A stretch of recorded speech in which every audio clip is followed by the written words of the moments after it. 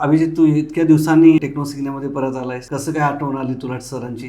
Sir आता यावर्षी मला कंपनी शिफ्ट करायची आहे. काय आपल्याला नवीन रिझ्यूम कसा अपडेट करायला पाहिजे, नवीन टेक्नॉलॉजी ऍड करायची. मग तुला प्रॉपर गायडन्स भेटलं का?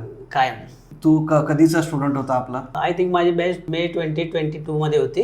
ओके. तुला टीचिंग वगैरे कसं वाटलं इथं टेक्नो सिग्नेमध्ये? आणि सपोर्ट कसं? सपोर्ट मस्त आहे. इव्हन आता स्टाफ जो आहे ना ते पण कोऑपरेटिव्ह आहे. तुला सगळ्यांना सांगायचं काय आजच्या पिढीमध्ये? ज्यांना जे नॉन टेक्निकल आहेत, ज्यांना IT मध्ये करिअर करायचं आहे चांगल्या पॅकेज किंवा हाईकसाठी, त्यांनी एकदा पहिला व्हिजिट द्यावी आणि मग शिस्तात त्यांनी डिसिजन घ्यावं. त्यांना कळेल की आपल्याला काय करायचं आहे नेमकं. आणि सपोर्ट आपला कसा वाटला? सपोर्ट मस्त आहे एनी टाइम. मी तर 10 वाजता फोन केले तुम्हाला, काय झालं करू. इव्हन मी माझी फी पण लेट भरलेली, ते पण इथं पहिला. आताही तसंच आहे आपल्याकडे. आता पण खूप सारे स्टुडंटचं असंच आहे की त्यांचं प्लेसमेंट झालंय, त्यांची फीज आपल्याकडे हे नाही आहे. आणि काही पोरांकडून मला असं ऐकायला आलं की म्हणजे दुसऱ्या क्लासेसमध्ये असं होतं की तुम्ही अगोदर फीज भरा. मी भरले ना. मी स्वतः एका नाव नाही घेत, शिवाजीनगरच्या एका मोठ्या क्लासला होतो. त्यावेळी वेगळी टेक्नॉलॉजी ट्रेंडमध्ये ते शिकण्यासाठी गेलो, पण तिथं जे मला भेटलं नाही ते इथं भेटलं.